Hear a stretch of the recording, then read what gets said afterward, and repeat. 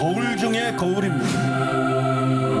여러분들이 올바른 마음가짐으로 산상수의 말씀을 들으면 매 시간이 새로워지는 시간이 될 것입니다.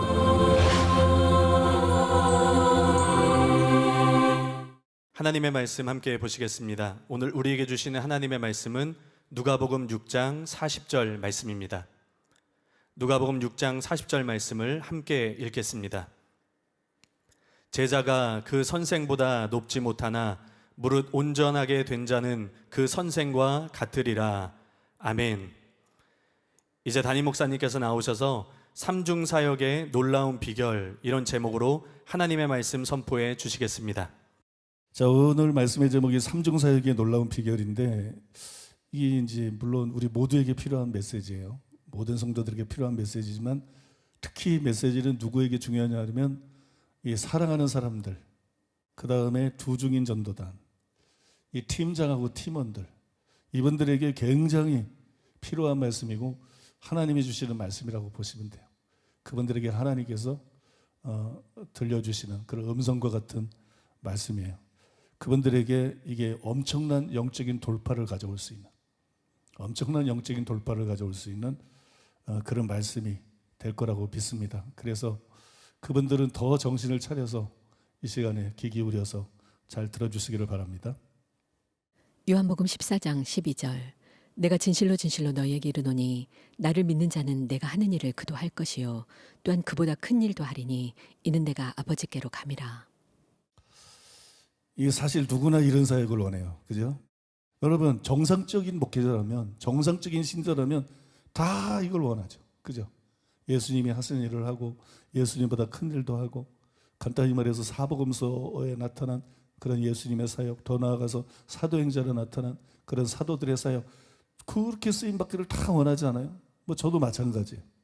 그런데 어떻게 해야 과연 이렇게 쓰임받을 수가 있느냐, 어떻게 해야 이것이 가능해지느냐. 마태복음 28장 18절에 20절에 보면 예수님의 지상명령이 나오는데, 그 지상명령 안에 보면 이런 말씀이 있어요. 내가 너에게 분부한 모든 것을 가르쳐 지키게 하라. 내가 너에게 분부한 모든 것을 가르쳐 지키게 하라. 그랜트 오스본이 이 구절과 관련해서 이렇게 썼습니다. 쿰나는 이것을 율법을 온전히 따르고 그 가르침에 따라 마음을 다하여 사는 것으로 이해했다. 예수님이 말씀하신 원래의 표현을 아는 것은 불가능하지만 이 문맥에서 온전은 위의 의미들에서 파생되어 예수님이 말씀하신 모든 것을 마음을 다하여 따르는 것, 즉 그분의 가르침을 완전히 따르는 것을 의미한다. 예수님이 말씀한 요구한 완전이 뭐냐? 그 완전이 뭐냐? 그러면서 예수님이 말씀하신 모든 것을 마음을 다해서 따르는 것. 그분의 가르침을 완전히 따르는 게 예수님이 말씀하신 완전이다.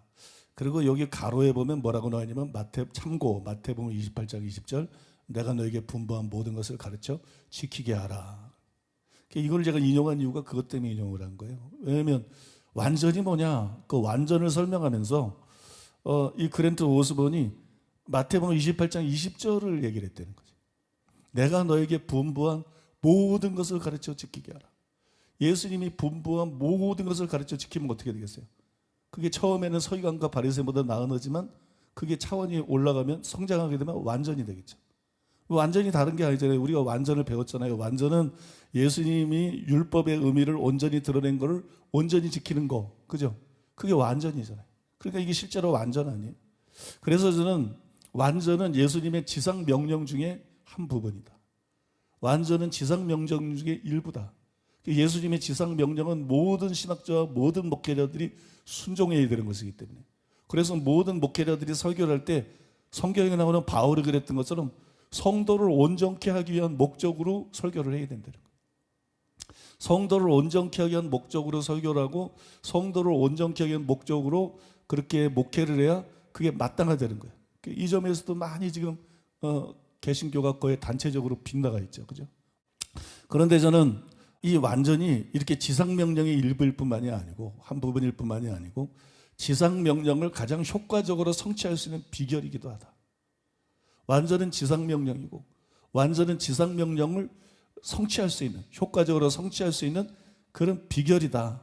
왜냐하면 예수님이 하신 일을 하고 그보다 큰 일을 다 하기 원하지만 그렇게 쓰임받는 사람은 아주 거의 별로 없어요. 그죠?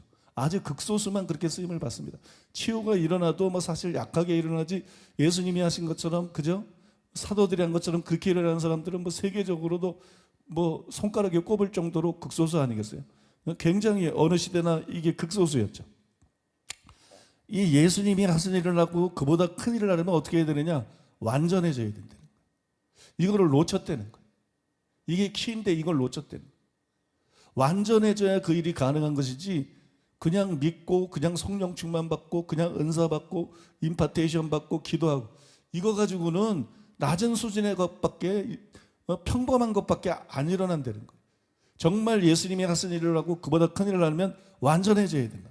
전에 우리 교회 강사로 왔던 폴 키스 데이비스가 모닝스타 저널에 기고한 글에 그게 잘 나타나는데 제가 읽어드리겠어요.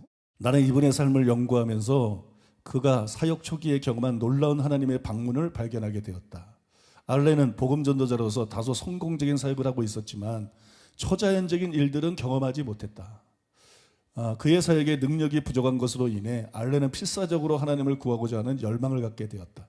마침내 주님께서 만져질 수 있고 보여질 수도 있는 방식으로 이 하나님의 사람을 방문하게 되었다. 이 방문 속에서 주님은 베드로와 요한과 바울에게 임했던 것과 똑같은 능력을 경험하기 위해서 요구되는 선행 조건들을 알렌에게 말씀했습니다. 알렌은 이것을 그의 귀를 통해서 분명히 들을 수 있었다. A.A. 알렌이 자신의 언어로 표현하는 하나님의 방문 경험. 알렌에 의하면 그는 하나님의 능력을 필사적으로 갈망했다고 한다. 하나님의 능력을 갈망하는 마음이 그를 완전히 사로잡았다. 그는 다음과 같이 말했다. 나는 기도를 초월하는 어떤 것을 행해야 한다. 물론 가능하다면 나는 하나님과 직접 대면해야 한다. 하나님께 직접 말해야 한다. 내가 그분과 함께 말할 수 있다면 그분은 내가 인도하는 집회에 왜 표적과 이적과 치유 그리고 많은 사람들이 회심하는 것과 같은 축복이 부어지지 않는지에 대해 설명해 주실 것이다. 그래서 나는 내 기도방으로 들어가서 문을 닫고 하나님께서 나에게 말씀하시기 전에는 그 방을 나오지 않기로 결심했다. 하나님께서 내 영혼의 굶주림을 채워주실까? 아니면 내가 패배를 시인하여야 할까? 그럴 수는 없다. 패배는 생각조차 할 수 없는 것이다. 초가 분이 되고 분이 수시간으로 이어졌다. 어느새 나는 얼마의 시간이 흘렀는지를 측정할 수 없게 되었다. 나는 내 기도방보다 더 어두운 것을 본 적이 없다. 따라서 갑자기 기도방이 빛으로 가득 채워졌을 때 나는 소스라치게 놀라지 않을 수 없었다. 이 빛은 내가 본 것들 중에 가장 밝았고 가장 아름다웠다. 예수님의 옷과 같이 하얀색이 있었고 태양보다 더 노란 빛깔도 섞여 있었다. 나는 이것을 순간적으로 알 수 있었다. 빛은 하늘로부터 흘러내려오는 하나님의 영광이었다. 내가 주님을 불렀더니 그분이 나에게 오셨다. 그의 임재가 너무 실제적이고 강력했기 때문에 나는 금방이라도 실명하거나 죽을 것만 같았다. 나는 그분을 보려 하면서도 혹시 그분을 정말로 보지는 않을까 하는 두려움도 갖고 있었다. 그때 내가 그분의 음성을 들었는데 마치 회오리바람과도 같았다. 하나님께서 나에게 말씀하시다니. 하나님은 마치 바쁘게 다른 볼일이 있는 분과 같이 매우 급하게 말씀하셨다. 급하게 말씀하셨을 뿐만 아니라 또한 길게 말씀하셨다. 그분은 어떤 사람보다 빨리 그리고 내가 따라잡을 수 없을 만큼 빨리 말씀하셨다. 내 마음은 주님 제발 조금만 천천히 말씀해 주세요. 모든 것을 기억하고 싶어요 라고 울부짖고 있었다. 초자연적인 일들을 경험하기 위한 선행 조건들. 알렌은 이렇게 부르짖으면서 연필과 종이를 가지고 주님께서 그에게 직접 말씀하시는 선행 조건들을 기록해 나갔다. 주님은 알렌에게 이러한 선행 조건들을 말씀하신 후에 다음과 같이 말씀하셨다. 이것이 너의 기도에 대한 나의 응답이다. 희생과 순종의 제단 위에 이 조건들을 모두를 올려놓게 되면 너는 질병을 치유할 수 있을 뿐만 아니라 내 이름으로 악한 영들을 쫓아낼 것이다. 너는 내 이름으로 말씀을 전하면서 위대한 기적들을 보게 될 것이다. 보라, 내가 너에게 적의 모든 능력을 능가하는 능력을 주노라. 하나님의 이러한 방문을 받은 후에 알렌은 하늘의 능력을 행하기 위해 필요한 모든 선행 조건들을 충족시키는 일에 온 마음을 바쳤다. 수년간의 강력한 사역과 수많은 훌륭한 간증들을 볼 때 그가 하나님께서 주신 모든 조건들을 충족시켰다는 것이 분명하다. 그는 그를 통해 기적적인 일들이 흘러나갈 수 있는 하나의 통로가 된 것이다.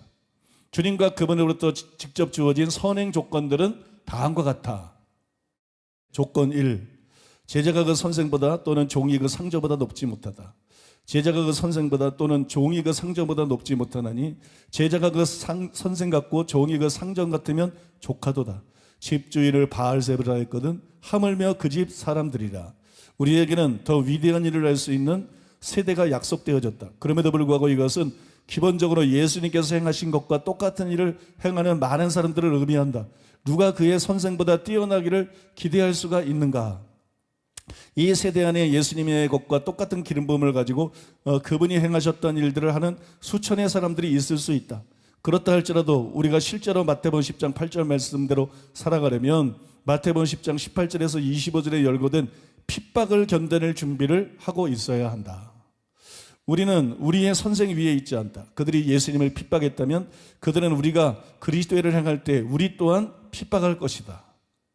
기적적인 일을 행하기 원한다면 우리는 또한 오해와 괴로움과 개인적인 공격들이 그러한 일들에 동반되어진다는 것을 이해하고 있어야 된다. 우리는 그러한 것들을 그리스도와 같은 방식으로 반응할 준비가 되어 있어야 한다. 이것이 초자연적인 삶을 살고 싶어하는 알렌에게 주어졌던 첫 번째 자격 조건이었다. 강해 설교하고 제자 훈련하고 열심히 목회하면 아무도 핍박을 안 해요. 근데 병 고치고 귀신 쫓으면 이단 시비가 붙어. 이상한 일이에요. 그 병 고치고 귀신 쫓지 못하는 걸 문제를 삼아야 되는데, 그죠? 그걸 문제를 안 삼고 성령 충만하고 방언하고 예언하고 병 고치고 귀신 쫓으면 이단이다 사입이다. 이 개신교가 잘못됐어. 그런 면에서 아주 심각하게 병들고 잘못됐어. 미혹이 되고 속고 있어. 그죠? 그래서 여러분 정말 주님이 하신 것 같이 그런 삼중사에게 쓰임받기 위해서는 핍박을 각오해야 된다. 핍박을 감수해야 된다. 그 얘기예요. 그래서 예수님의 말씀하신 전에 선지자들이 이렇게 핍박했다. 또 반대의 말씀도 했죠. 모든 사람이 너희를 칭찬하면 화가 있도다. 저는 이게 모든 목회자들에게 해당되는 거라고 생각해요. 그리고 모든 신자들에 해당되는 생각. 핍박을 안 받는다. 그 목사는 문제가 있는 거예요. 한국교회 전체가 인정하고 존경한다. 그 목사는 문제 있는 거예요. 한국교회 전체가 인정하고 띄운다. 그 교회는 문제가 있는 거예요. 그럴 수가 없어. 그럴 수가 없어. 예수님도 그렇게 못했어. 바울도 그렇게 못했어. 베드로도 그렇게 못했어. 정말 진리를 올바로 선포하고 정말 주님이 했던 방식으로 사역하게 되면 어떤 목사도 박해를 피할 수가 없어. 믿습니까? 그래서 여러분 우리가 핍박받는 거를 즐길 수 있어야 돼. 핍박받는 걸 막 사도들이 예수 이름으로 채찍질에 맞고 나서 기뻐하면서 나가잖아. 그죠? 바울도 옥에서 막 채찍에 맞고 나서 막 찬양을 부르잖아. 그래서 여러분 기뻐하고 즐거워하면서 주님을 위해서 우리가 치러야 될 대가를 치르고 나가는 저와 여러분 되시기를 예수님의 이름으로 축복합니다. 조건 두 번째, 제자가 그 선생보다 높지 못하나 무릇 온전케 된 자는 그 선생과 같을 것이다. 알레는 다음과 같이 말했다. 첫 번째 말씀에 담긴 메시지에 낮아지고 거에 짓이겨진 내 영혼이 갑자기 영광의 빛 가운데로 이렇게 세워졌다. 그 이유는 내가 비록 나의 선생보다 높아질 수는 없지만 하나님께서 내가 나의 선생과 같이 되어야 한다고 말씀하셨다는 것을 깨달았기 때문이다. 첫 번째 조건은 우리가 예수님보다 위대하게 쓰임받을 수는 없다. 그보다 큰 일을 한다는 것은 그냥 규모를 얘기하는 것이지 본질적으로 예수님보다 어떤 크거나 중요한 일을 말하는 게 아니기 때문에 우리가 예수님보다 위대한 일을 할 수 없다. 이게 첫 번째 대제예요. 그리고 그렇게 쓰임받기 위해서는 박해를 감수해야 된다. 이게 두 번째 조건은 뭐냐면 예수님보다 위대한 일을 할 수 없지만 예수님 같은 일을 할 수는 있다. 예수님처럼은 할 수 있다. 왜냐하면 이 제자가 선생 같으면 족하다 이러고 종이 상정 같으면 족하다 이런 말이 되면 예수님처럼은 할 수 있다. 믿습니까? 그 얘기입니다. 조건 세 번째, 그러므로 하늘에 계신 너희 아버지의 온전하신 같이 너희도 온전하라. 알렌이 다음과 같이 썼다. 이 말씀은 주님께서 앞에서 하신 말씀보다 훨씬 더 나를 놀라게 하는 것이었다. 이것은 한마디로 너무 심한 조건이었다. 어떤 유한한 인간이 완벽해지기를 희망할 수 있단 말인가? 그러나 또 한 가지 확실한 것은 하나님께서 내게 할 수 없는 어떤 것을 하라고 말씀하지 않을 것이라는 것이다. 나는 분명히 하나님의 음성을 들었다. 나는 내가 하늘의 아버지께 빵을 구하면 그분이 나에게 빵 대신에 돌을 주지 않을 뿐이라는 것을 알고 있다. 이것 또한 성경에 인용된 말씀이라는 것을 알았을 때 얼마나 흥분되었는지 모른다. 나는 이 음성을 마태복음 5장 48절에서 발견했다. 그러므로 하늘에 계신 너희 아버지의 온전하신 같이 너희도 온전하라. 하늘에 계신 너희 아버지의 온전하신 같이 너희도 온전하라. 그러니까 예수님 같은 일, 예수님이 하신 일을 하고 그보다 큰 일을 할 수 있는 그렇게 쓰임받을 수 있는 비결이 뭐냐? 예수님께서 이 A.A. 알렌에게 나타나서 이게 조건이라는 거예요. 하늘에 계신 너희 아버지의 온전하신 같이 너희도 온전해져야 된다. 제가 이 글을 읽고 굉장히 감동을 느꼈어요. 굉장히 깊은 감동을 느꼈는데 그런데 의심이 생기더라고요. 야, 그런데 정말 이것이 성경적인가? 중요한 건 성경적이냐 아니냐가 중요한 거거든. 어떤 계시든지. 그러니까 이게 정말 성경적인가? 막 긴가민가하는 마음이 들었어요. 그래서 성경을 연구해 본 결과 이것이 성경적이라는 것을 발견했어요. 이게 성경적인 증거가 뭐냐? 저는 누가복음 6장 40절이라고 생각해요. 누가복음 6장 40절 우리가 오늘 본문으로 삼았잖아요. 누가복음 6장 40절에 보면 제자가 그 선생보다 높지 못하나 무릇 온전케 된 자는 그 선생과 같을 것이다. 제자가 그 선생보다 높지 못하나 선생보다 위대한 일을 할 수는 없어. 선생보다 진짜로 큰 일을 할 수는 없어. 그러나 온전케 된 자는 그 선생과 같을 것이다. 온전케 된 자는 그 선생과 같은 일을 할 수 있어. 온전케 된 자는 예수님이 하신 일을 할 수 있어. 온전케 된 자들은 표적과 기사와 이적을 행할 수 있고 온전케 된 자는 예수님이나 사도들처럼 여러분 그런 삼정사역을 할 수가 있다는 거예요. 그래서 저는 이 말씀을 통해서 이 계시가 참 멋진 계시인데 이게 진짜인가? 이게 정말 진리인가? 이게 성경적인가? 고민하고 연구할 때 이게 성경적이구나. 맨 처음에 이거를 얘기를 안 하려고 그랬어요. 근데 이게 성경적인 걸 깨닫고 이 지금 말씀을 전하고 있는 것이에요. 예수님은 오늘날의 신학자들하고 목회자들하고 달라요. 예수님은 그들 같지 않습니다. 우리의 진정한 모델은 예수 그리스도이십니다. 우리는 예수님의 몸이에요. 믿습니까? 근데 여러분, 예수님은 오늘날의 신학자와 목회자들과 다르게 사역했어요. 예수님은 삼중 사역을 하셨어요. 예수님은 강해 설교하는 목회, 단순히 그런 목회하지 않았어요. 예수님은 제자 훈련하는 목회, 무슨 상담 목회, 무슨 교육 목회, 무슨 목회 이런 거 하지 않았어요. 예수님은 단순히 그런 목회라는 것이 아니라 예수님은 삼중 사역을 하셨습니다. 그러면 여러분, 삼중 사역은 예수님의 지상 명령의 일부예요. 예수님만 그렇게 하는 게 아니에요. 사도들만 그렇게 하라는 게 아니에요. 마가복음 16장 15절에 20절에 나와 있는 것처럼 삼중 사역은 지상 명령의 일부입니다. 사도행전에 의하면 12사도와 바울과 바나바가 예수님처럼 삼중 사역을 했어요. 물론 베드로, 요한, 야고보도 삼중 사역을 했습니다. 그런데 성경에 보면 이런 말씀이 있습니다. 누가복음 24장 49절에 보면 볼지어다 내가 내 아버지께 약속하신 것을 너에게 보내리니 너희는 위로부터 능력으로 입혀질 때까지 이 성에 머물라. 그렇게 말씀했어요. 또 사도행전 1장 8절에 보면 오직 성령이 너에게 임하시면 너희가 권능을 받고 예루살렘과 온 유대와 사마리아와 땅끝까지로 내 증인이 되리라 말씀했어요. 둘 다 성령 세례에 대한 말씀이에요. 성령 세례를 받으면 능력으로 옷 입게 된다는 거예요. 성령 세례를 받으면 권능이 임하게 된다는 거예요. 권능을 받게 된다는 거예요. 그래서 우리는 어렸을 때부터 그렇게 생각했어요. 성령 세례를 받으면 이런 일을 할 수 있다. 성령 세례를 받으면 우리도 삼중사역할 수 있다. 병 고치고 귀신 쫓을 수 있다. 그러나 여러분 성령 세례를 받고 방언을 해도 이렇게 사역할 수 없는 사람들이 거의 대부분입니다. 이렇게 사역할 수 없는 사람들이 그냥 부지기수입니다. 그죠? 부지기수의 일을 통해서 우리는 단지 이것이 비결의 전부가 아니라는 걸 알 수가 있어요. 이것이 비결은 맞아요. 그런데 비결의 일부입니다. 이것은 비결의 일부지 이것이 비결의 전부가 아니라는 것이. 성령 세례는 비결의 전부가 아니다. 삼중사역에. 능력으로 옷 입는 것은 이것은 삼중사역의 전부가 아니라는 거예요. 그러면 비결은 뭐냐? 저는 여러분 그 비결이 완전이라고 생각해요. 완전히 키우라고 생각해요. 예를 들어서 바울을 생각해 보세요. 사도행전에 보면 두 사도, 즉 바울과 바나바를 통해서 하나님께서 표적을 행하셨다고 기록이 되어 있어요. 그러나 똑같이 역사한 게 아니에요. 사도행전 19장 11절 12절에 그러니까 하나님이 바울의 손으로 놀라운 능력을 행하게 하시니 그러면서 기록하고 있어요. 그러면 유독 바울에게만 이런 놀라운 역사가 가능했던 비결이 뭘까요? 왜 바울과 바나바 두 사람을 다 표적으로 쓰다가 유독 바울을 통해서만 이런 희한한 능력을 하나님께서 행하실까요? 저는 그 이유 중에 하나가 바울이 완전에 도달해서 주님의 온전한 통로가 되었기 때문이라고 믿습니다. 주님의 온전한 통로. 또 베드로를 생각해 봤어요. 많은 사람들이 베드로를 아주 흠이 많은 사람이라고 생각하지만 베드로가 나중에 사역한 걸 보면 그렇지가 않은 것 같아요. 사도행전에 보니까 5장에 보니까 사도들의 손을 통하여 민간의 표적과 기사가 많이 일어나며 12사도가 다 표적과 기사를 행했어요. 12사도를 통해서 표적과 기사가 많이 일어났는데 그 뒤에 보니까 심지어 병든 사람을 메고 거리에 나가 침대와 요위에 누우고 베드로가 지날 때 갑자기 베드로에게 초점이 맞춰져. 베드로가 지날 때 혹은 그 그림자라도 누구에게 덮일까 버려.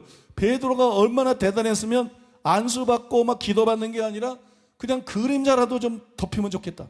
그림자라도 덮이면 내가 나을 텐데 이 군중들에게 그런 기대감이 있을 정도로 하나님께서 베드로를 사도들 중에서도 특별하게 썼어요. 바울을 2사도 중에서 강력하게 쓴 것처럼 베드로를 12사도 중에서 특별하게 아주 강력하게 쓰신 것을 우리가 볼 수가 있습니다. 이것은 여러분 복음서에서 둘씩 짝지어서 파송했을 때는 치유나 축사와는 차원이 다릅니다. 복음서에서 나타난 것은 주님이신 능력, 권세, 병 고치는 능력, 귀신 쫓는 권세를 주셨다고 성경에 나와 있죠. 12. 주님이신 능력, 주님이신 권세, 그다음에 믿음으로 일으킨 것이. 그러나 여기에 나오는 이런 기적들은 오순절날 성령 세례를 받았을 뿐만 아니라 완전에 도달해서 하나님과 동행했기 때문에 일어난 것이, 하나님이 그에게 강력하게 임재했기 때문에 일어난 것이. 베드로의 그림자에 무슨 능력이 있겠어요? 하나님이 베드로하고 강력하게 함께하고 있었다는 것이.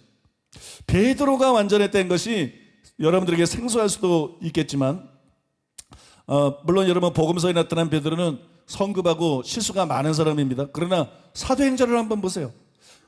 사도행전을 보시면 오순절 이후에 베드로의 행적에 실수가 안 나다. 오순절 이후에 베드로의 행적을 보면 굉장히 경이롭고 놀랍습니다. 그에게 나타난 기적을 보면 전혀 바울에게 뒤지지 않습니다. 조금도 바울에게 뒤지지 않습니다. 예수님과 방불하고 바울하고 동등합니다. 물론 여러분 갈라디아에서 단 한 번 외신간 것이 나타나는데 완전이라고 하는 것은 실수하거나 죄를 짓는 것이 전혀 불가능한 완전을 말하는 것이 아니기 때문에 그것 때문에 베드로가 완전에 도달하지 못했다 그렇게 말할 수는 없다는 것이. 따라서 저는 베드로가 노아는 의인이요 당세의 완전한 자라 그는 하나님과 동행하였으며 라고 기록되어 있는 것처럼 완전에 도달해서 온전히 하나님과 동행하는 삶을 살았다고 생각합니다. 노아가 완전했기 때문에 하나님과 동행했던 것처럼, 에녹이 완전했기 때문에 하나님이 300년 동안 그와 함께 했던 것처럼, 여러분 베드로가 완전에 도달해서 하나님과 동행하는 삶을 살았다고 믿습니다. 특별한 일반적이 아니라 특별한 그런 임재와 함께 하심이 베드로의 삶에 함께 있었고, 그래서 여러분 베드로의 그림자를 통해서 그런 기적들이 일어나는 것이 가능했다고 믿습니다. 완전히 키라는 것이에요. 완전히 키다. 또 스데반을 생각해 보세요. 스데반의 경우는 집사인데도 엄청난 표적이 일어났습니다. 사도행전 6장 8절에 보면 스데반이 은혜와 권능이 충만하여 큰 기사와 표적을 민간에 행하니, 여러분 어떻게 이럴 수 있었을까요? 비결이 뭘까요? 초대교회 7 집사는 성령과 지혜가 충만하여 칭찬받는 사람들이었어요. 그런데 그 중에 으뜸이 스데반이었다고 써 있어요. 그 중에 으뜸은 스데반이다. 특히 스데반은 믿음과 성령이 충만한 사람이고 은혜와 권능이 충만했다고 쓰여 있어요. 이것이 여러분 그가 큰 기사와 표적을 행할 수 있는 이유였습니다. 그런데 단지 이것이 이유의 전부였겠는가? 아니면 이런 권능과 이런 은혜가 그에게 임한 이유가 뭔가? 저는 그가 완전했기 때문이라고 생각합니다. 그가 완전했기 때문에 그에게 이런 것들이 특별히 부어지고 임한 것 아닌가? 스데반이 완전했기 때문에 그런 기적들이 가능했다고 저는 생각합니다. 이것은 여러분 스데반이 큰 기사와 표적을 민간에 행한 것을 바로 뒤이어서 나오는 그의 순교를 통해서 우리가 확인해 볼 수가 있어요. 스데반이 박해를 당할 때 사람들이 스데반을 봤어요. 그런데 스데반의 얼굴이 어때요? 사람 같지가 않아. 천사의 얼굴 같았다. 천사의 얼굴. 모세는 영광의 하나님을 직접 뵙고 그 얼굴이 빛났는데, 스데반은 박해자들을 직면하고 그 얼굴이 모세처럼 빛났어요. 이게 얼마나 특이한 일인지 생각해 보세요. 하나님을 본 게 아니라 자기를 돌로 치는, 자기를 박해하는 그 박해자들 앞에서 완악하고 강팍하고 독사의 자식들 같은 그 유대 지도자들을 보고 그 얼굴이, 근데 그 다음에 여러분 보면 그 다음에 돌에 맞아서 순교를 했는데 이제 그의 모습을 보니까는 천사 같은 게 아니라 누구 같아요? 예수님 같아요. 천사 같은 게 아니라 마치 예수님 같아요. 주여 이 죄를 그들에게 돌리지 마옵소서. 예수님하고 정확하게 오버랩되는, 그죠? 예수님과 같은 마음, 예수님과 같은 정신, 예수님과 같은 사랑을 가지고, 그리고 여러분 예수님과 같은 기도를 하면서 스데반이 최후를 마쳤어요.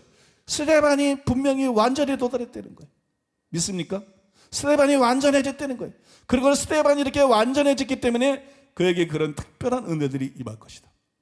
그런 아까 열거한 그런 특별한 은혜와 은사와 능력과 그런 것이 임한 것이고, 사도가 아님에도 불구하고 베드로나 바울처럼 강력한 표적과 기사와 이적을 행할 수 있었다는 것, 이것이 여러분 모든 성도들에게 큰 희망이 되는 거예요.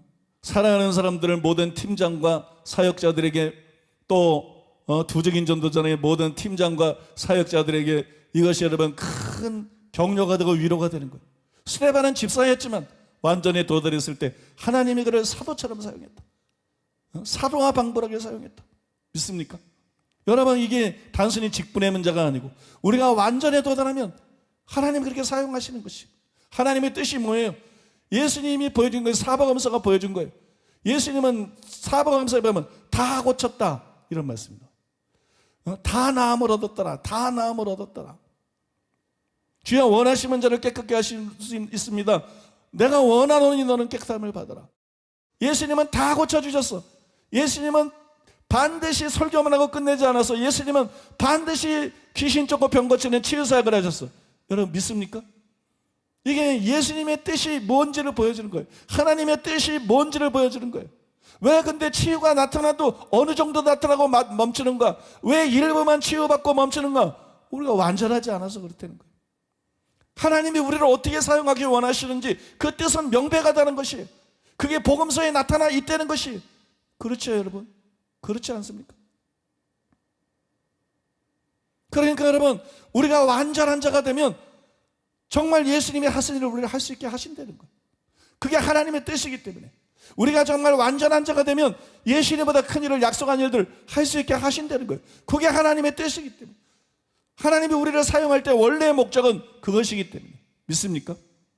그래서 여러분 우리가 이 말씀을 통해서 격려를 얻고 희망을 얻고 달려가야 될 줄로 믿습니다. 여러분 제 말을 오해하지 마세요. 저는 완전하지 않으면 도무지 기적과 표적을 행할 수 없다 이렇게 주장하는 게 아니에요. 어느 정도의 치유의 기적은 믿음으로도 나타나고 성령 충만으로 나타나고, 그다음에 여러분 치유의 은사로도 나타납니다. 그러나 사도들이나 스데반에게 나타난 것 같이 예수님이 하신 일을 하고 그보다 큰 일을 한 것은 주님이 알란에게 말씀한 대로 완전해야만 가능합니다. 왜 완전해야만 가능하냐? 왜 완전한 자라야 예수님이 하신 일을 하고 그보다 큰 일을 할 수 있냐? 예수님 뭐라 그랬어요? 예수님이 이렇게 말씀해, 나를 믿는 자는 나의 하는 일을 저도 할 것이요 이보다 큰 것도 하리니. 제자들이 간질하는 아이에게서 귀신을 쫓아내지 못했을 때 예수님이 뭐라 그랬어요? 너의 믿음이 적은 영혼이라. 믿는 자에게는 능치 못할 일이 없다. 불가능이 없다. 이 믿음이 있어야 되는 거예요. 믿음이 있어야. 그래서 여러분 어떤 표적이 나타난다고 그거 다 거룩한 사람은 아니에요. 그냥 말씀대로 못 살아도 뻔뻔하게 잘 믿는 사람이 있어. 그 막 기적이 일어나. 그런 게 있어요.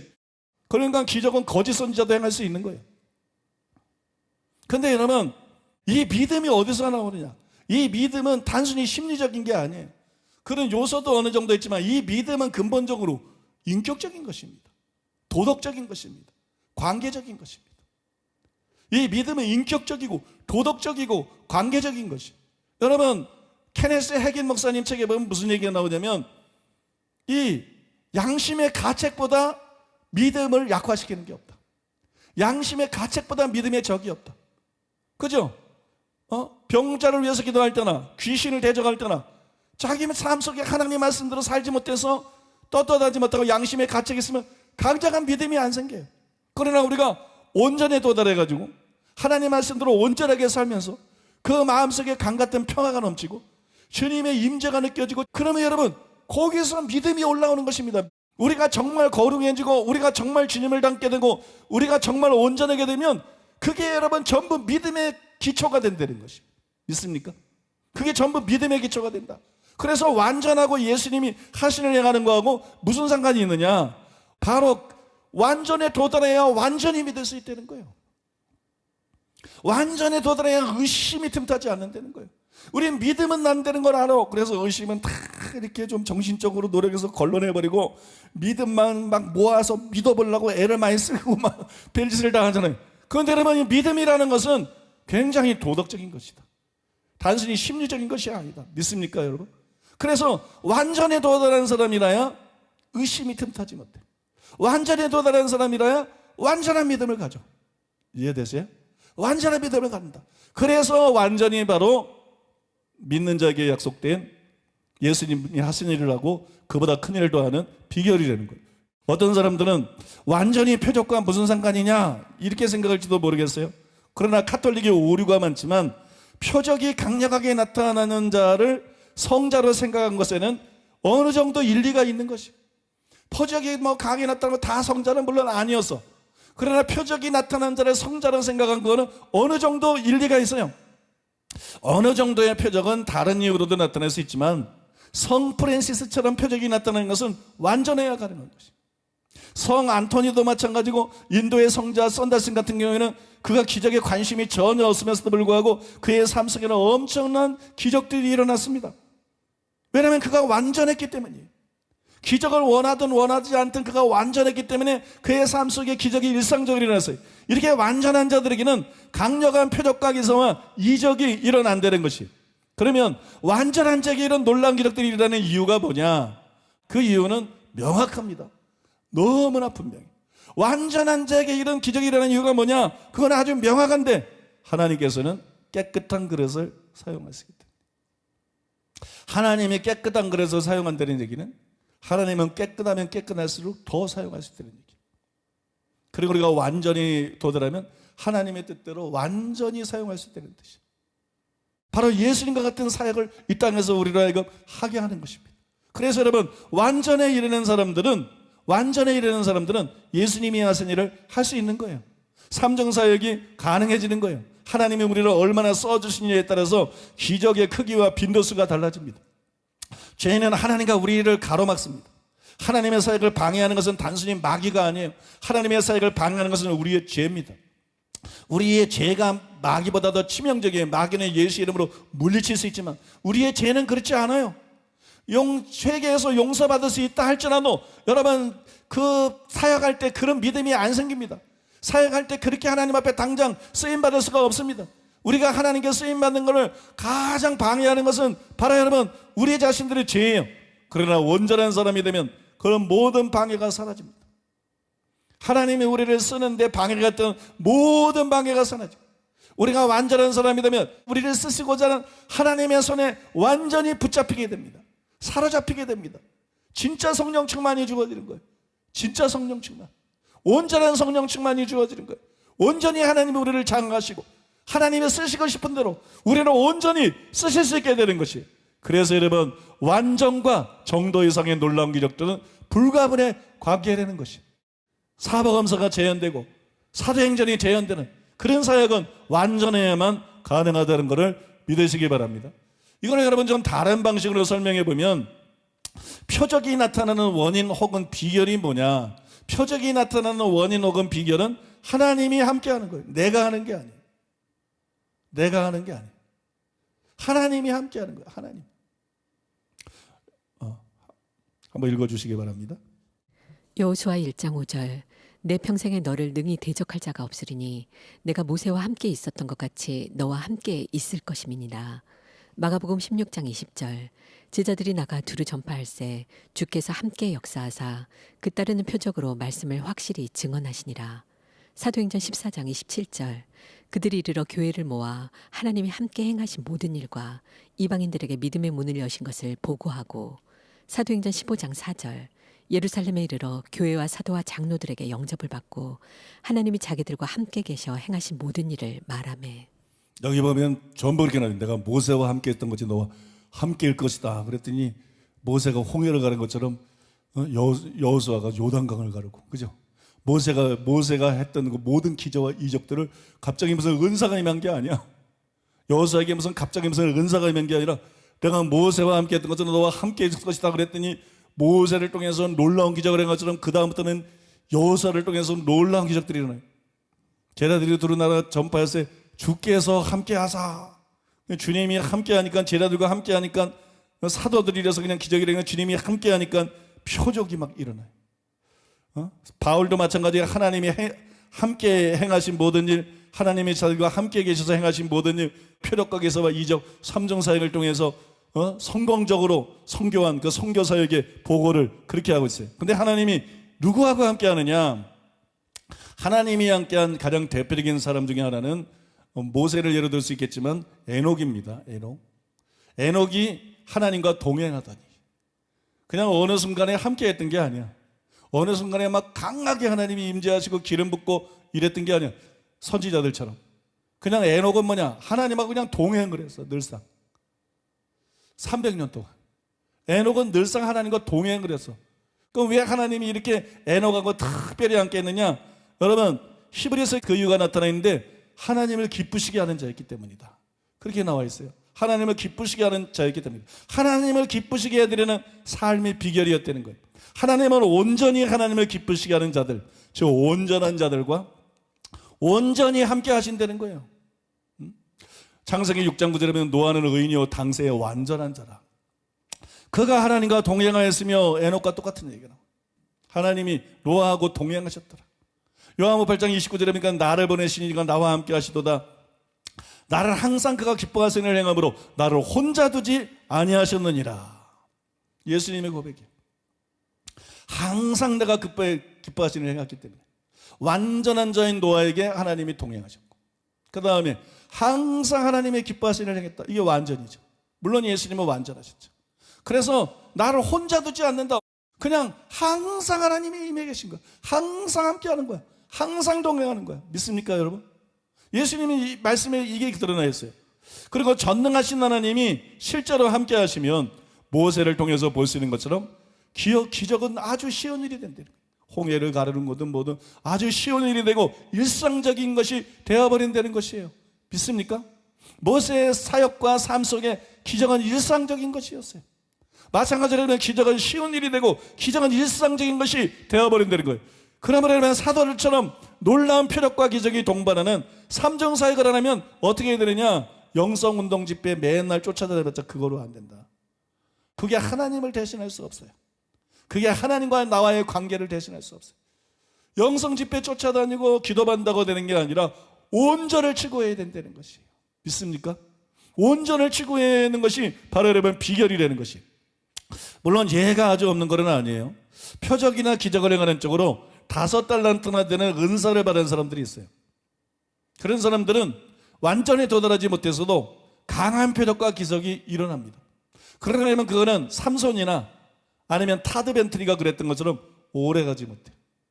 종말이 좋지 않습니다. 결말이 좋지 않습니다.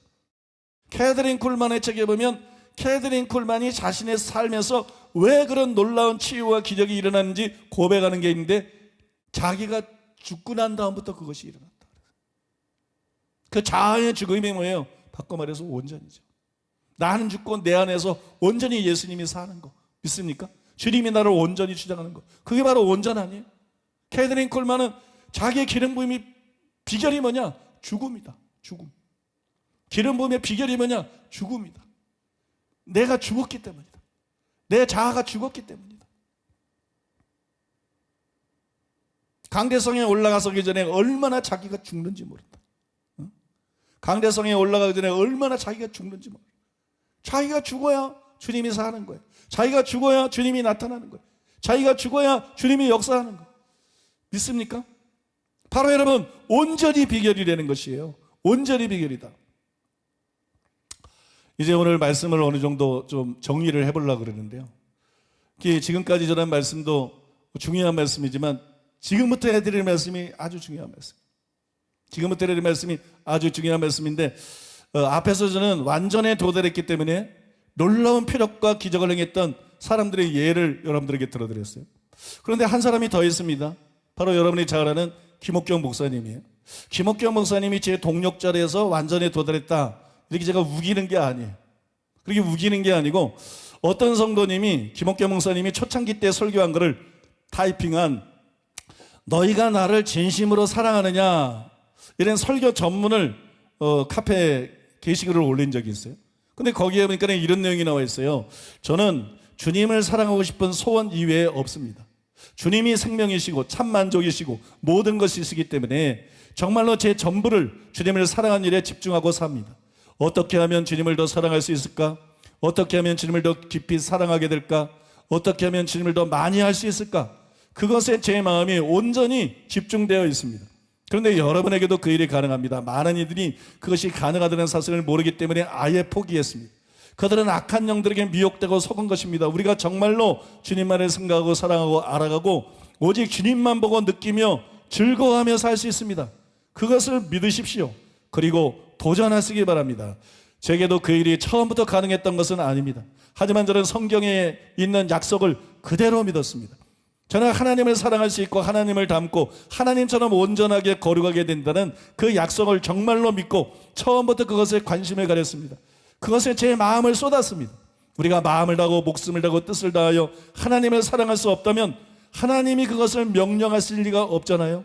하나님이 말씀하셨다면 그것은 가능하다는 것입니다. 하나님은 할 수 없는 것을 하라고 하시는 분이 아닙니다. 또한 하나님께서 정말 그 약속을 우리에게 이루어질 수 있도록 성령으로 우리에게 오셨습니다. 우리 안에 거하십니다. 참 진리를 가르치시고 오직 진리 가운데로 인도하시는 성령님의 인도를 받으면 그 일이 가능합니다. 우리가 육체 가운데 있지만 정말 육체를 벗어나게 됩니다. 우리가 이 땅 가운데 있지만 정말로 이 땅에 속하지 않게 됩니다. 하늘에 속한 삶을 살 수 있습니다. 신령한 세계에 속한 삶을 살 수 있습니다. 얼마든지 그것이 가능합니다. 여러분 이것을 믿으십시오. 왜 할 수 없다고 하십니까? 왜 안 된다고 하십니까? 왜 그렇게 가르쳐 왔습니까? 그것은 잘못된 것입니다. 이제부터 주님을 닮으시다는 것을 믿으셔야 됩니다. 성령님께서 그 일을 이루신다는 것을 믿으셔야 됩니다. 자녀 교육에 대해 설교할 때 말했듯이 저는 하나님을 의식하고 하나님 앞에서 살았기 때문에 불법을 행할 수가 없었습니다. 제가 모르는 것은 몰라서 할 수 있었겠지만 적어도 이것이 불법이고 불이라고 알고 있는 것은 행하지 않았습니다. 하나님이 실제로 살아계셔서 불꽃 같은 눈으로 저를 보고 계신다는 것 때문에 할 수가 없었습니다. 그것이 죄라는 것을 알고 있는 것들은 하나님이 두려워서 행할 수 없었습니다. 또 여러분 얼마 전에 함께 점심을 먹고 이야기를 나눌 때 김옥경 목사님이 이문동 시절의 얘기를 하면서 이렇게 말한 것을 제가 기억합니다. 이렇게 말했어요. 저는 그때 하나님의 임재와 완전한 기쁨으로 충만했고 세상에 그 무엇도 원하지 않았고 자신 안에서 느껴지는 어떤 죄된 욕구나 유혹도 없었습니다. 여러분 이게 완전이 아니면 뭐가 완전이에요? 여러분 이것이 완전이에요. 여러분 이제 왜 제가 김옥경 목사님도 완전을 경험하는 사람 중에 하나라고 하는지 이해가 되고 여러분도 동의가 될 줄로 믿습니다. 우리 교회 성도가 아닌 목회자나 성도들이 이 설교를 듣고 있더라도 이제는 동의가 될 줄로 믿습니다. 김옥경 목사님은 여러분이 잘 아는 대로 처음부터 기적에 관심이 없었어요. 기적이나 은사나 능력이나 크게 쓰임받는 거 이런 것에 관심이 없었어요. 그런데 여러분 치유가 그렇게 강력하게 나타난 이유가 뭐냐? 그거는 온전해졌기 때문이에요. 온전에 도달했기 때문입니다.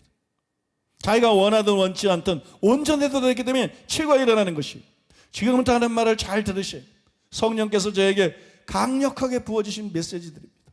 이 말씀을 저에게 온전에 대한 말씀을 부어주시면서 많은 계시들을 주셨는데 그때 성령께서 저에게 강력하게 부어주신 것이에요. 김옥경 목사님은 기적에 관심이 없었지만 온전에 도달했기 때문에 누구보다도 강력하게 여러분 기적을 위해서 쓰임받고 있어요. 반면에 여러분 김옥경 목사님을 따라서 많은 남녀 교역자와 사역자와 성도인들이 열심히 기도하고 사역합니다. 그런데 그 정도로 안 일어나는 이유가 뭐죠? 그 정도로 안 나타나는 이유가 뭐죠? 기도를 덜 해서가 아니에요. 잘 아셔야 돼요. 기도를 덜 해서가 아니에요. 온전하지 않기 때문에. 기도를 장시간하고 울고 기도하고 믿음으로 기도한다고 다 그렇게 되는 것이 아니라는 것입니다. 이것을 기억해야 된다는 것이 무엇이 비결인지, 무엇이 정말 중요한 것인지. 그러면 기도하고 성령 충만 구하고 은사 구하고 믿음을 구하고 이게 필요 없는 것은 아니지만 그런 것으로 되는 것이 아니라 온전히 초점을 맞춰야 된다. 온전히 초점을 맞추고 온전해져야 그 일이 가능해야 되는 거예요. 또 극소수지만 어떤 분들에게는 강하게 은사가 임하고 기적이 일어납니다. 우리 목회자들이나 사역자들 가운데 강하게 은사가 임하고 강하게 기적이 일어나는 사람들이 있어요. 그래서 착각하기 쉬워요. 그렇다 그래서 자기가 김옥경 목사님과 같은 것이라고 착각하면 안 된다는 것이. 은사가 임하고 기적이 일어나는 것이 다가 아니라는 것이. 정말 하나님 앞에서 중요한 것은 내가 온전하냐 온전하지 않느냐 그것이 되는 것이. 그런데 많은 사람들이 여기에 초점을 맞추지 않았어요. 많은 사람들이 그냥 은사에 초점을 맞췄어요. 많은 사람들이 그냥 기적이 일어나는 것에 초점을 맞췄어요. 그래서 마음이 교만해졌어요. 그의 마음을 온전치 못한 때, 그의 상태는 하나님 앞에 온전치 못한 때, 아직 미성숙하고 아직 자라가야 되는데, 아직 깨지고 아직 변화되어야 되는데, 은사 때문에 자기에 대해서 착각했어요. 나타나는 기적 때문에 자기에 대해서 착각했어요. 그래서 교만해졌어요. 그 교만할 때마다 마귀가 미혹했어요. 마귀는 교만해지니까 스스로 미혹되어 버립니다. 아무나 속이는 자가 없어요. 그래서 천사들은 대속이 안 돼요. 마귀도 무조건 지옥, 타락한 천사도 무조건 지옥. 왜냐하면 스스로 타락했어. 스스로 아무도 그들을 유혹하지 않았어. 아무도 그들을 시험하지 않았어. 아무도 그들을 속이지 않았어. 그런데 교만이 그를 속였어. 교만이 마귀를 속였습니다. 오늘날 여러분, 교만이 얼마나 많은 은사자를 속이는지 몰라. 마귀는 천사들 중에서 최고의 은사자였어요. 최고의 지혜, 여러분 최고의 재능과 최고의 능력을 갖고 있는 최고의 은사자였어요. 그 은사를 통해서 교만해졌을 때 마귀가 스스로 속았어요. 똑같은 일이 은사자들에게, 많은 은사자들에게 일어나고 있어요. 많은 은사, 강력한 역사, 이것 때문에 스스로 마음이 교만해지고, 마음이 교만해지면 그 다음에 마귀가 그를 속이는 것은 식은죽 먹기입니다. 얼마나 많은 사람들이 자기 자신을 살피지 않고 단순히 하나님 주시는 은사를 받았어요. 얼마나 많은 사람들이 자기 자신을 정직하게 살피지 않고 다만 하나님께서 불안점에도 불구하고 그를 통해서 사용하시는 표적각에서 이적을 보고, 그리고 교만해졌어요. 그리고 오만해졌어요. 목사들 중에서 부지계시고, 치유사역자도 부지계시고, 여러분 성도들 중에서 부지계시고, 기도 원장들 중에서도 부지계시어요. 그래서 스스로 속았어요. 그래서 넘어지고, 그래서 멸망하고, 그래서 지옥에 간 자들이 한둘이 아닙니다. 여러분. 사랑하는 여러분, 은사를 보지 마세요. 나타나는 역사를 보지 마세요. 하나님 앞에서 자기 자신을 살피세요. 하나님 앞에서 자기 자신을 살피고, 자기가 얼마나 부족하고, 자기가 얼마나 불완전하고, 그래서 얼마나 회개하고 깨지고 변화되어야 되고, 그래서 얼마나 온전을 취고해야 되는지 그거를 보고 온전을 향해서 달려가야 여러분들이 진짜 하나님이 쓸 수 있는 하나님의 일꾼이 되고 하나님의 사람이 될 수가 있다는 것이. 과거나 현재나 수많은 사람들이 은사를 사모합니다. 그러나 은사 사역은 매우 위험한 것이, 은사나 기적이 강력하게 나타나면 교만해지기가 쉽고, 그것을 탐욕의 수단으로 이용하기도 쉽습니다. 또 약한 영들에게 속임을 당할 수도 있습니다. 그래서 얼마나 많은 사람들이 넘어지는지 몰라요. 때문에 저는 온전하거나 온전에 근접해야 사도적인 능력을 감당할 수 있다고 믿습니다. 한번 따라해 볼까요? 온전하거나 온전에 근접해야 사도적인 능력을 감당할 수 있다. 무조건 능력을 구하지 마세요. 온전하거나 온전에 근접하지 않으면 사도적인 능력을 감당할 수 없습니다. 온전하거나 온전에 근접하지 않으면 하나님이 부어진 사도적인 능력이 여러분을 잡아먹을 것입니다. 여러분들을 넘어지게 만들고 여러분들을 멸망하게 될 것입니다. 여러분들을 지옥으로 끌고 가게 될 것입니다. 사도적인 능력은 온전하거나 온전에 근접해야만 감당할 수 있는 것이. 그래서 하나님께서 우리들에게 온전을 요구한다고 믿습니다. 그래서 하나님께서 정말 사도적인 능력이나 선지자적인 능력을 부어주기 위해서 예수님이 하신 일이나 그보다 더 큰 일을 할 자를 찾으실 때 온전한 자를 찾으신다고 믿습니다. 그의 안전을 위해서 안심하고 그 능력을 맡길 수 있도록. 안심하고 그를 사용할 수 있도록. 믿습니까? 안심하고 그를 사용할 수 있도록 온전한 자를 찾으신다고 믿습니다. 그래서 정말 하나님이 찾는 사람이 돼서 하나님 앞에 예수님이 하신 것처럼, 베드로가 했던 것처럼, 바울이 했던 것처럼 강력한 삼중사역을 행하면서 복음서를 재현하면서 사도행전을 재현하면서 이 시대의 하나님 앞에 최고 수준으로 쓰임받기 위해서는 여러분, 우리가 단순히 성령 충만 받고 은사 받고 이 영성운동 집회 쫓아다니고 임파테이션 받는 거, 이런 거 가지고는 2류 3류밖에 되지 않습니다. 정말 여러분, 그렇게 쓰임받는 사람이 되기 위해서는 하나님 앞에 엎드려야 되고 깨져야 되고 자아가 죽어야 되고 하나님 말씀에 철두철미하게 회개하고 순종해야 되고 거룩해져야 되고 하나님을 사랑해야 되고 온전해야 될 줄로 믿습니다. 온전을 목표로 삼고 끊임없이 온전을 추구해서 온전해지거나 온전에 근접해야 하나님 앞에 그렇게 쓰임받게 될 줄로 믿습니다. 여러분, 이것이 사랑하는 사람들, 팀장과 팀원들에게 주시는 하나님의 메시지입니다. 이것이 여러분, 도적인 전도전 팀장과 팀원들에게 주는 하나님의 도전입니다. 하나님의 초청입니다. 하나님의 명령입니다. 여러분, 온전을 목표로 삼으십시오. 온전을 목표로 삼으십시오. 온전을 추구하십시오. 온전에 도달하거나 여러분, 온전에 근접한 사람이 되십시오. 그래서 예수님이 하신 일을 할 수 있는 사람이 되십시오. 베드로처럼 쓰임받는 사람이 되십시오. 그림자만 덮여도 병이 나을 정도로 베드로처럼 쓰임받는 사람이 되십시오. 바울처럼 쓰임받는 사람이 되십시오. 하나님이 바울의 손으로 희한한 능력을 행한 것처럼 바울처럼 쓰임받는 여러분 되시기를 바랍니다. 인도의 성자 선다싱은 영적 생활의 재상이라는 책에서 이렇게 말했습니다. 금강석이나 그 밖의 보석류는 그처럼 아름답게 되기 전에 천연의 실험실 속에서 열과 추위의 압력에 시달리며 수백 수천의 세월을 경과한다. 그처럼 우리는 완성되기까지 고통과 고난을 통과하지 않으면 안 된다. 화학자들은 금강석이나 보석을 인공적으로 만들 수 있지만 그것을 정밀하게 검사하면 우리는 거기에서 결점을 찾아낼 수 있다. 그처럼 우리는 하루에 작은 결점도 없이 완전하게 될 수는 없다. 그러나 끊임없이 아버지 되시는 하나님의 임재 안에서 생활함으로써 우리는 아버지 되시는 하나님의 완전하신 것 같이 완전하게 될 수 있을 것이다. 옳은 말입니다. 완전은 하루아침에 이루어지지 않습니다. 그래서 여러분, 김옥교 목사님이 훈련을 강조하는 거예요. 완전은 불 받아서 되는 거 아닙니다. 완전은 성령 받아서 되는 거 아닙니다. 완전은 깨어져야 되는 겁니다.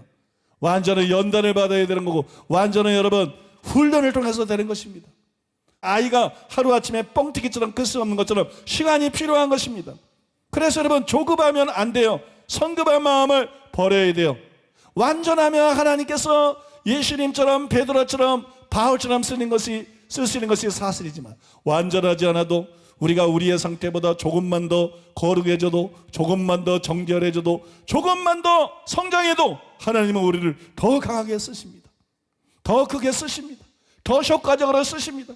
그러므로 여러분, 우리는 조급한 마음을 버리고, 그러나 완전은 하루아침에 되는 것은 아니지만 완전은 불가능한 것이 절대로 아니라는 걸 알고, 조급한 마음을 버리고, 그러나 절대로 낙심하지도 말고 절대로 포기하지도 말고 완전을 목표로 삼고 매일매일 기도하고 매일매일 죄와 싸우고 매일매일 하나님의 은혜를 구하고 완전을 목표로 삼고 매일매일 달려가야 될 줄로 믿습니다.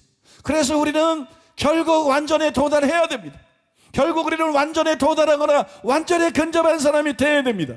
그래서 천국에서 큰 자가 되고 주님의 계획을 다 이루어드리는 자가 되고 예수님과 사도들처럼 강력한 표적과 기적을 행하는 하나님의 사람으로 쓰임받는 사람이 될 줄로 믿습니다. 예수님의 말씀한 진정한 추수와 일꾼이 되어서 수많은 영혼들을 구원하고 하나님 앞에 가야 될 줄로 믿습니다. 그런 저와 여러분 되기를 예수님의 이름으로 축복합니다. 오늘 이 말씀은 하나님께서 우리 교회에 강력하게 부어주시는 메시지입니다. 이 말씀을 우리가 제대로 받아들이고 완전을 목표로 살아가면 사랑하는 사람들 모임에 강력한 새로운 돌파가 일어날 것입니다. 두어적인 전도단 사역에 강력한 돌파가 일어날 것입니다. 아프리카 선교 사역도 이전에도 좋았지만 그것이 전부가 아닙니다. 하나님은 더 큰 것을 주실 것입니다. 더 강력한 역사와 더 강력한 하나님이 함께 하신가? 더 강력한 기름 부음과 더 강력한 하늘의 열림과 더 강력한 회개와 더 강력한 결심과 더 강력한 추수와 더 강력한 부흥이 일어날 것입니다. 하나님이 우리에게 그거를 부어주시기를 원하십니다. 하나님이 우리에게 부어주시기를 원하십니다. 그리고 우리에게 키를 주셨습니다. 키는 완전이다. 네가 완전에 도달해야, 네가 완전에 도달해야 네가 완전히 믿을 수 있다. 완전히 믿음으로 행할 수 있다. 그래서 믿는 자에게 따르는 표적이 온전히 나타날 수 있다. 네가 완전해져야 내가 너를 사용하는데 방해가 되지 않는다. 네가 완전한 자가 되어 내가 너를 사용하는데 걸림이 되지 않는다. 제한이 생기지 않는다. 내가 완전한 자가 되어 내가 너를 무제한으로 사용할 수 있다. 내가 너를 무제한으로 쓸 수 있다. 모세를 사용했던 것처럼, 엘리야를 사용했던 것처럼, 바울을 사용했던 것처럼, 베드로를 사용했던 것처럼 내가 너를 무제한으로 사용할 수 있다. 완전을 추구하라. 완전한 자가 되라. 완전히 근접한 자가 되라. 내가 너희를 무제한으로 사용할 수 있는 사람이 되라. 이 시대에 진정한 사도들이 되라. 이 시대에 진정한 선지자들이 되라. 이 시대에 진정한 처수할 일꾼들이 되라. 이것이 여러분 우리 교회를 향한 하나님의 명령인 줄로 믿습니다. 이 명령 감당할 수 있는 저와 여러분이 될 수 있도록 이 시간에 말씀 기억하면서 기도하겠습니다.